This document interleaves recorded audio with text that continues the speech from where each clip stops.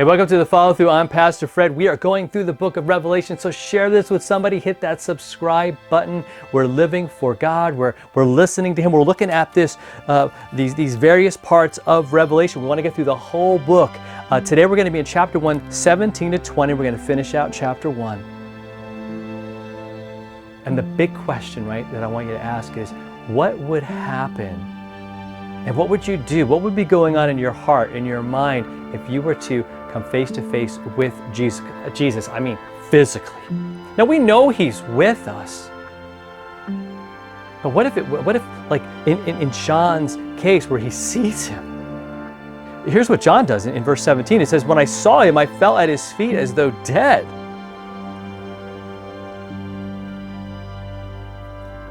That's what worship looks like. Right? Worship isn't a certain style. Worship isn't, certain wearing certain things or doing certain things, ritually speaking or tradition-wise. All right, because as you watch this, you probably have all kinds of different traditions in your church. Whether you go to my church, there's two different traditions, right? We've got more modern stuff. We've got more traditional stuff. Maybe you're somewhere in the middle. Maybe you're somewhere on a little further on either of those sides. But to me, that's not the heart of worship. The heart of worship is the heart. It's what's going on in your soul. It's what happens when you encounter Christ, right? We encounter Him in the Word. Should our reaction be any less like heartfelt or any less like amazing and incredible? Because that's who He is.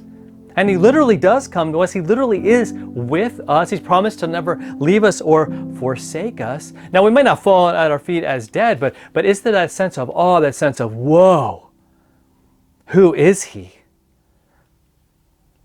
But what did Jesus do? He says He laid His hand on him and He said, fear not, I am the first and the last.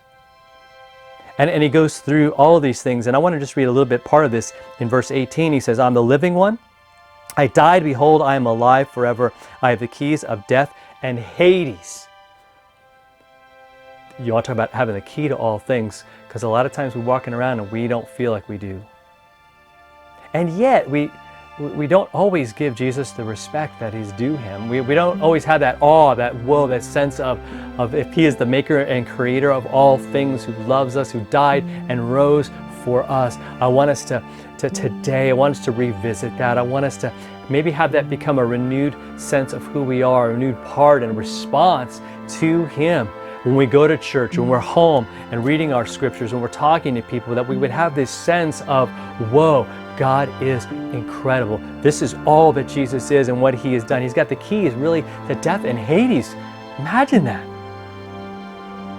How incredible that is. And He goes with you through everything that you're dealing with right now.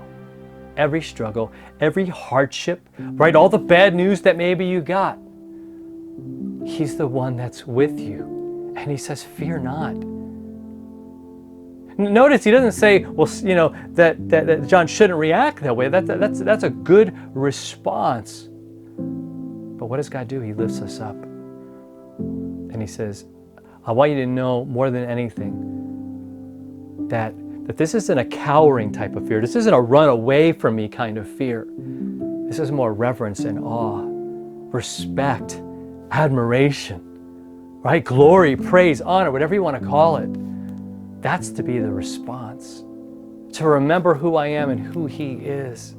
Because when I get that right, I realize my limitations and I can just get so excited about His strengths and power that He gives to me every single day, all right? So I pray that helps you as we kind of finish out this first chapter of Revelation, that it continues to bless you. Talk to you next week.